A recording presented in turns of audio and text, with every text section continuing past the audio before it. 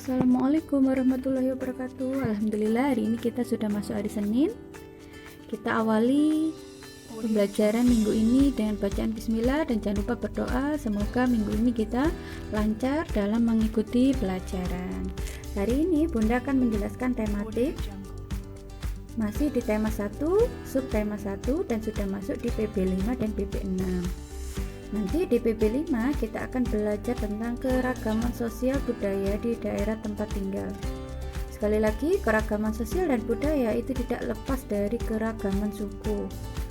Nah, suku merupakan sekelompok manusia yang memiliki latar belakang budaya yang sama, yang mana suku bangsa tersebar di seluruh provinsi yang ada di Indonesia. Mereka memiliki ciri khas masing-masing. Itu ada gambar pria suku Bali pasti bertempat di Pulau Bali. Umumnya memakai udeng atau ikat kepala saat sembahyang. Setiap sembahyang suku Bali memberikan sesajen kepada para dewa.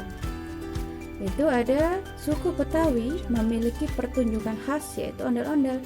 Suku Betawi berada di provinsi mana? Siapa yang tahu? Suku Betawi ada di DKI Jakarta. Anak-anak, Indonesia merupakan negara yang memiliki suku terbanyak di dunia, yaitu sekitar 1340 suku bangsa. Wow, begitu banyak ya. Dan mereka tersebar di seluruh provinsi yang ada di Indonesia. Walaupun memiliki suku bangsa yang begitu banyak, tapi Indonesia merupakan negara yang masih menjunjung tinggi nilai persatuan dan kesatuan dengan semboyan Bhinneka Tunggal Ika. Ada yang tahu artinya? Berbeda-beda tetapi tetap satu tujuan.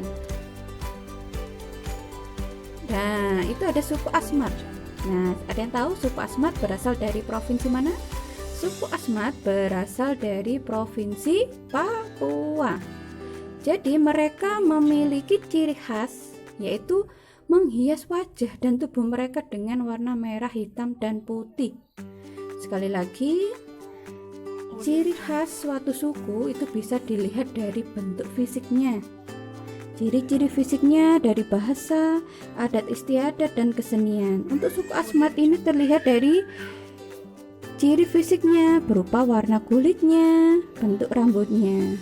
Jadi dilihat dari warna kulit, mereka kebanyakan berkulit hitam dan bentuk rambutnya kebanyakan mereka adalah keriting. Jadi setiap suku pasti mempunyai ciri-ciri ya, entah itu fisik, bahasa maupun adat istiadat serta kesenian. Nah, ini ada suku Osing dan suku Tengger.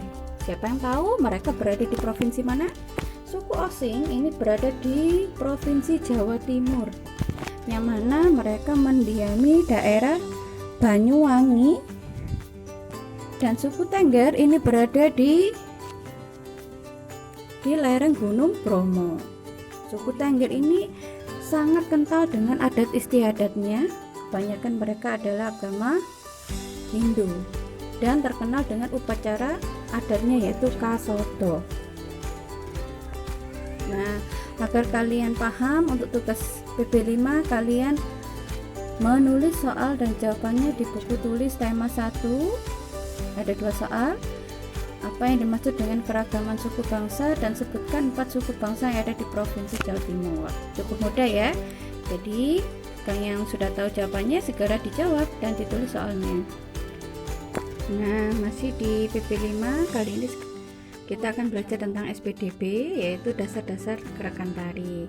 Untuk yang di awal kita sudah belajar gerakan-gerakan tarian, gerakan 1 sampai 4. Untuk di PB5 ini ada gerakan 5, 6, 7 dan ada gerakan terakhir.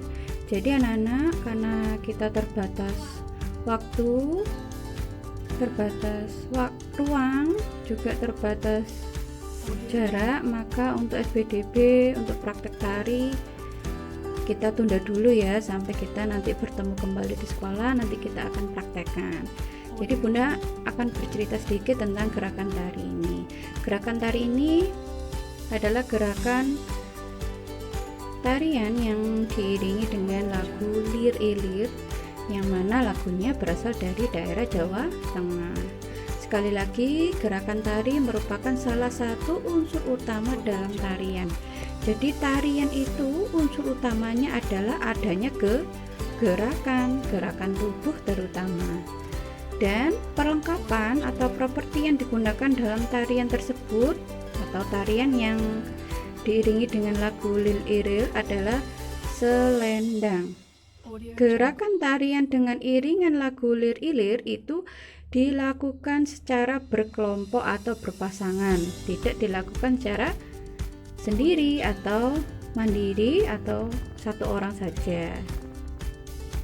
Jadi itu adalah sedikit penjelasan tentang gerakan tarian yang diiringi oleh lagu Lir Ilir pada subtema 1. Nah, langsung saja kita ke BB6. BB6 kita akan mengulang lagi apa itu gagasan pokok dan gagasan pendukung. Sekali lagi, di sini gagasan pokok dan gagasan pendukung itu dapat ditemukan dengan cara membaca dalam hati. Intinya membaca tidak dengan suara yang keras, melainkan membaca dalam hati. Disimpan di dalam hati dan di dalam pikiran tanpa mengeluarkan suara apapun supaya kita bisa fokus dapat menemukan gagasan pokok dan gagasan pendukung.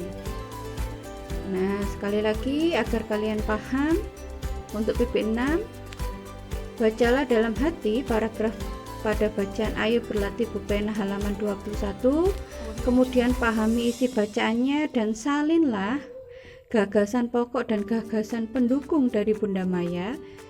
Ini jawaban dari Bunda Maya ya, yang nanti akan kamu salin di buku tulis tema 1.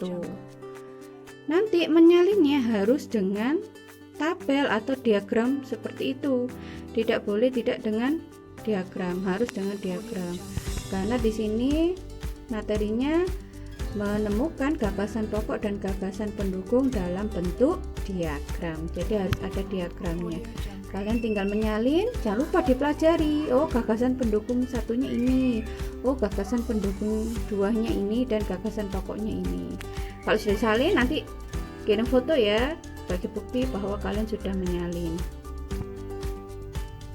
Nah, sekali lagi untuk tugas hari Senin untuk di PB5 1, menyalin dan menjawab 2 soal yang ada di buku tulis tema 1 tentang keragaman budaya tadi. Dan yang kedua, tugas di PB6 menyalin gagasan pokok dan gagasan pendukung dalam bentuk diagram di buku tulis tema 1. Itu untuk tugasnya. Dan setelah tugas selesai, kalian akan mengerjakan soal halaman 23 dan 24 untuk diambil penilaian PH. Jadi soal yang kalian kerjakan nanti akan Bunda ambil sebagai nilai PH. Langsung ditulis jawabannya, kemudian nanti difoto ke Bunda. Ya, itu saja sedikit penjelasan untuk PB5 dan 6 serta petunjuk bagaimana cara kalian melakukan PH ya. Jika ada yang kurang paham bisa telepon Bunda Maya. Sekian penjelasan dari Bunda untuk PB5 dan PB6 serta PH. Jangan lupa tetap belajar, yang rajin belajar supaya tetap mendapat ilmu. Assalamualaikum warahmatullahi wabarakatuh.